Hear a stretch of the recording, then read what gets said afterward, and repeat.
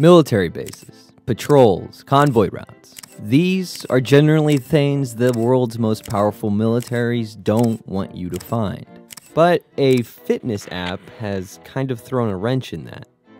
As an Australian college student first noticed, a heat map released by the fitness tracking app Strava happens to be a pretty good way of finding military bases around the world. Turns out, soldiers in conflict zones are pretty easy to spot when they're pretty much the only ones in that area using fitness trackers. Take Afghanistan as an example.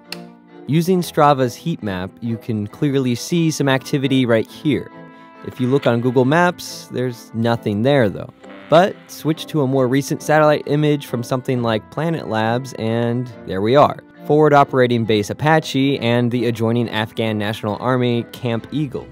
And here's another example of a US base in Syria, or one of the US's more recent drone bases in Niger. There are dozens of examples like these, and not just for the US military, but for other militaries around the world as well. The general locations of all of these places are not exactly big secrets. Some of them have been reported on in the past, even.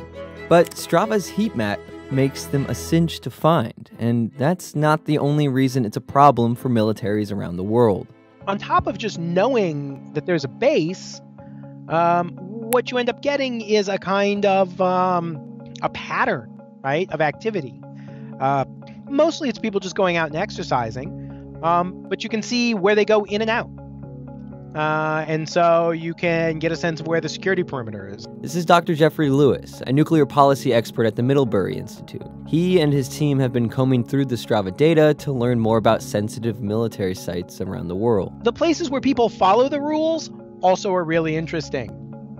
You know, so when you see a whole bunch of people running up to a gate and then stopping, you know, you realize that it's a security perimeter and they're either checking their device or turning around and going back. And so suddenly the places where you don't see any activity are noteworthy. So there really is there are so many different things that you can use this data for. In a piece for the Daily Beast, Lewis wrote about how Strava is particularly bad for Taiwan's secretive missile program. In fact, according to Lewis, the heat map's a much bigger problem for the US and its allies than it is for its adversaries. Anybody who's not using traditional signals intelligence, but instead relies on hacking and targeting users. If you're in that game, if you're trying to find people who work at facilities who have poor cyber hygiene, this is a really interesting vector to identify those people and then maybe start tracking them. So, you know, I think it's good if you're the Chinese, it's good if you're the North Koreans. I imagine it's probably really good if you're terrorists. So it's like bad all the way around. This information is useful on its own, but combined with other open source information, it becomes a powerful tool for learning about where bases are, or even who the people are inside them.